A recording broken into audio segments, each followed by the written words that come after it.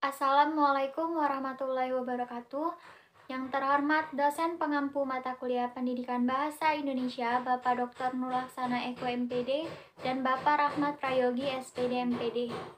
Kami dari kelompok 10 akan mempresentasikan hasil diskusi kami mengenai tata paragraf, penulisan kutipan, dan daftar pustaka. Sebelumnya izinkan kami memperkenalkan diri dengan saya Bella Septiani Putri, NPM 2013-03-1029, selaku moderator dari kelompok 10 dan pemateri pertama. Selanjutnya ada Rini Damasanti dengan NPM 2013-03-1027, selaku pemateri kedua.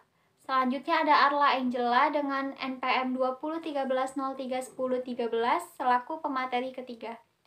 Baiklah, langsung saja kita ke materi pertama yang akan saya sampaikan mengenai tata paragraf. Baik, di sini saya selaku pemateri pertama akan memaparkan mengenai tata paragraf. Yang pertama ada pengertian paragraf.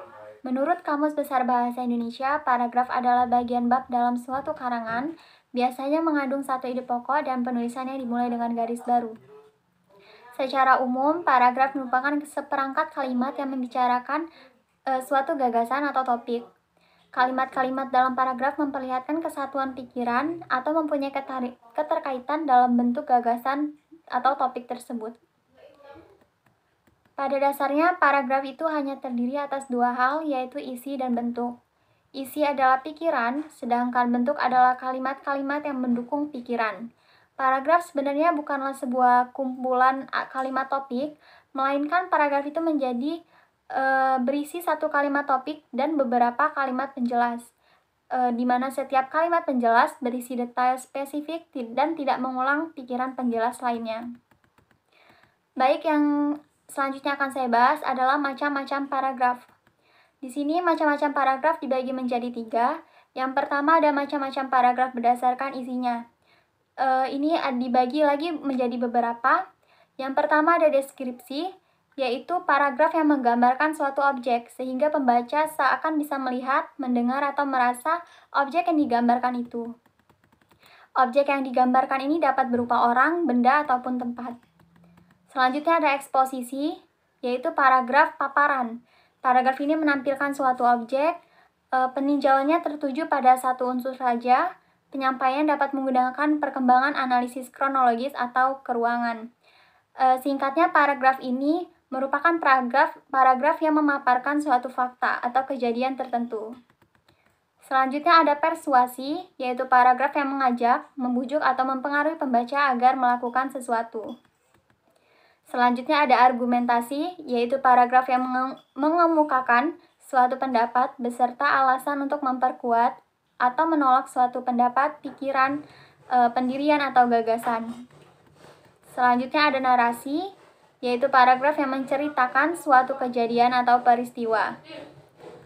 Selanjutnya, yang kedua, paragraf berdasarkan letak kalimat utama. Ini dibagi menjadi 3. Yang pertama ada paragraf deduktif, yaitu paragraf yang dimulai dengan mengemukakan persoalan pokok atau kalimat topik, kemudian diikuti dengan kalimat-kalimat penjelas.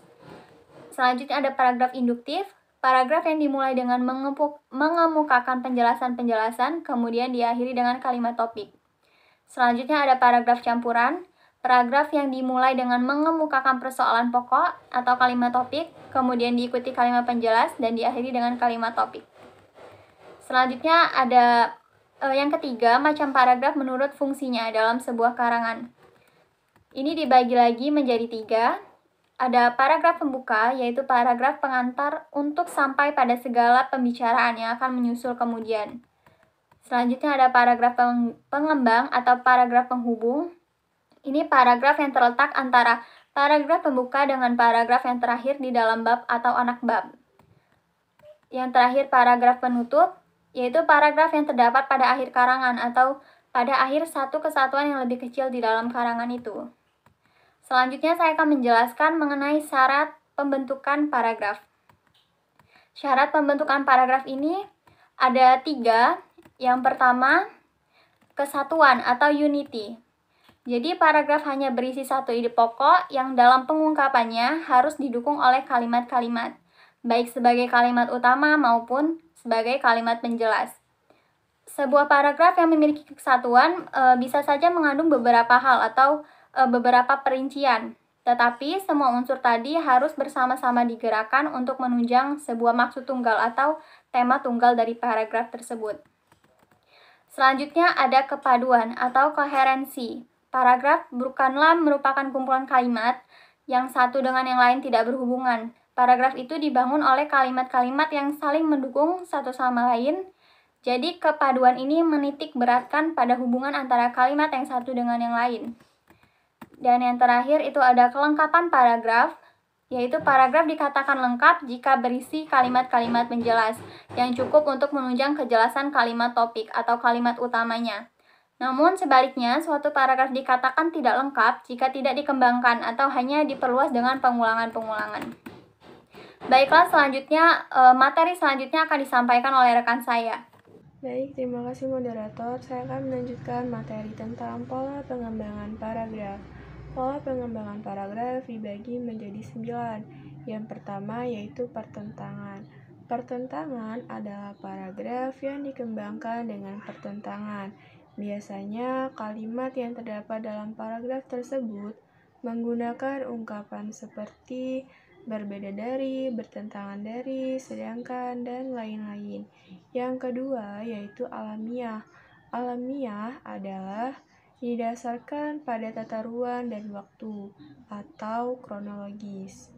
Selanjutnya yaitu yang ketiga, analogi. Analogi adalah dimulai dari sesuatu yang bersifat umum, sesuatu yang banyak dikenal oleh publik, sesuatu yang banyak dipahami kebenarannya oleh orang dengan sesuatu yang masih baru, sesuatu yang belum banyak dipahami publik.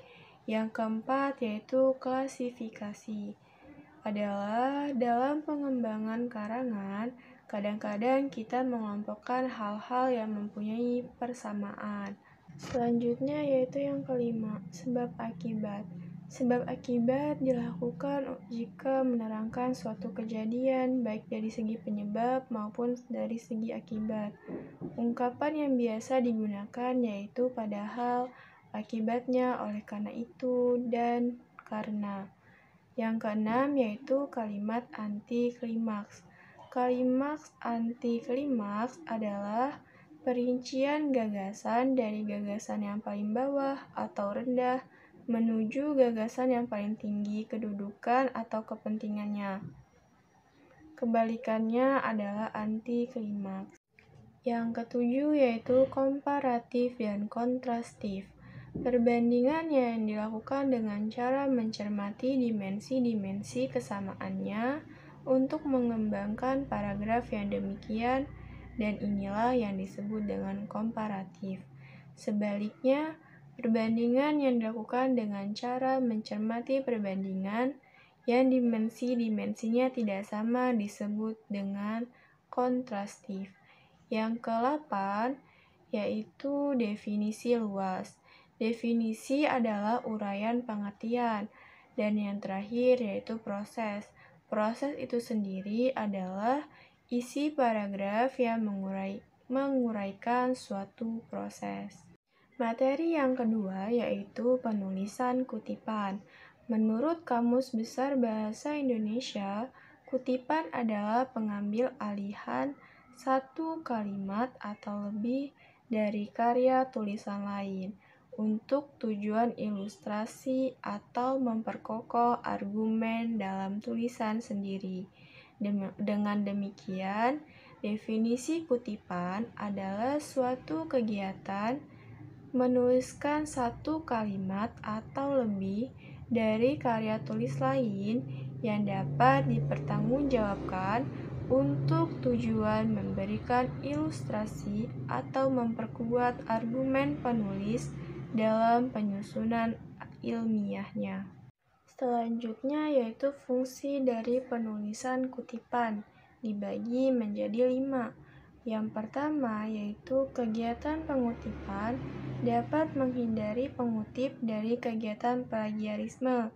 Yang kedua yaitu membantu pembaca yang ingin memahami lebih lanjut tentang ide pengutip.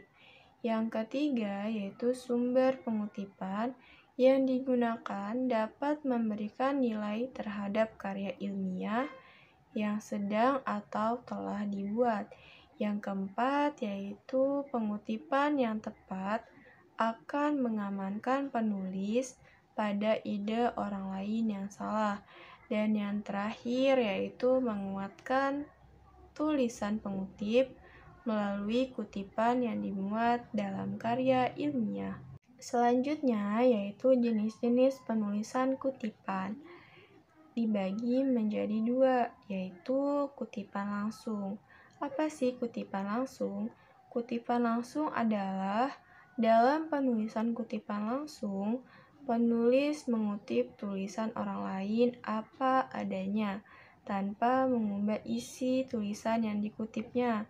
Sedangkan kutipan tidak langsung adalah suatu kutipan yang menyajikan gagasan orang lain dengan cara menyatakan kembali gagasan tersebut dengan kalimat atau gaya bahasa sendiri. Baik, saya Arlangela dengan NPM 2013031013 sebagai pemateri ketiga. Materi selanjutnya adalah daftar pustaka. Menurut Kamus Besar Bahasa Indonesia atau KBBI, daftar pustaka adalah daftar yang mencantumkan judul buku, nama pengarang, dan penerbit yang ditempatkan pada bagian akhir suatu karangan atau buku dan disusun berdasarkan abjad. Daftar pustaka disusun menurut urutan abjad. Daftar sendiri ini didefinisikan sebagai catatan sejumlah nama atau hal yang disusun berderet dari atas ke bawah. Daftar pustaka disusun menurut urutan abjad nama belakang penulis pertama. Melalui daftar pustaka, pembaca atau penulis dapat melihat kembali kepada sumber aslinya. Mereka dapat menetapkan apakah sumber itu sesungguhnya mempunyai keterkaitan dengan isi pembahasan itu, dan apakah bahan itu dikutip dengan benar atau tidak. Penyusunan sebuah daftar pustaka harus mengedepankan asas kemudahan. Fungsi daftar pustaka ada 5, yaitu yang pertama, untuk memberikan informasi bahwa pernyataan dalam karangan itu bukan hasil pemikiran penulis sendiri, tapi hasil pemikiran orang lain. Yang kedua, untuk memberikan informasi selengkapnya tentang sumber kutipan sehingga dapat dicek jika perlu. Yang ketiga, menjaga profesionalitas penulis terhadap karya tulis yang telah dia buat. Keempat, memberikan apresiasi atau penghargaan terhadap penulis buku yang telah membantu kita dalam penulisan karya tulis yang kita selesaikan.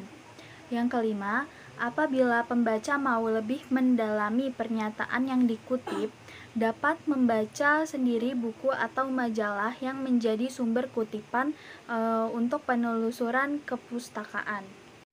Cara penulisan daftar pustaka yang benar adalah nama penulis dibalik titik, tahun terbit titik, judul buku titik, kota terbit titik 2, penerbit. 1. Daftar pustaka diletakkan pada halaman tersendiri setelah bab kesimpulan dalam karangan ilmiah. 2. Judul daftar pustaka ditulis di tengah-tengah halaman dengan huruf awal menggunakan huruf kapital. Jarak judul tersebut adalah 7 cm atau 1/4 bagian halaman dari pinggir atas halaman. Seluruh pustaka acuan disusun alfabetis menurut abjad nama pengarang atau lembaga yang menerbitkan dan tidak diberi nomor urut. Yang ketiga, urutan penyebutan unsur pustaka acuan adalah nama penulis atau nama lembaga yang menerbitkan, tahun terbit, judul pustaka atau buku atau artikel beserta keterangannya, tempat terbit atau kota, dan nama penerbit. Keempat, setelah sumber diketik dengan jarak 1 spasi, baris pertama diletakkan di tepi margin kiri dan baris berikutnya menggunakan indensi 4 ketukan. Jarak antar sumber 2 spasi.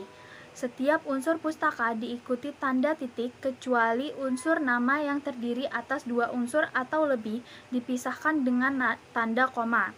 Adapun setelah penulisan nama kota diberi tanda titik 2. Adapun cara penulisan setiap unsur pustaka acuan diuraikan sebagai berikut. 1. Nama penulis. Ada 1 unsur, 2 unsur, atau lebih. termasuk nama keluarga atau marga. Yang kedua, jika nama penulis buku terdiri atas 2 unsur atau lebih, maka penulisannya dibalik. Unsur nama terakhir ditulis terlebih dahulu dan di antara unsur tersebut diberi tanda koma. Misalnya, A. Kasim Ahmad menjadi Ahmad, A. Kasim. Mokhtar Lubis menjadi Lubis, Mokhtar. Rike Diah Pitaloka menjadi Pitaloka, Rike Diah. Contoh, Ahmad A. Kasim, 1990, pendidikan seni teater, buku SMA, Jakarta, 2. 3. Jika sumber buku tersebut ditulis oleh 2 orang, nama pengarang dituliskan semuanya, tetapi nama yang penulisannya dibalik hanya nama penulis yang pertama.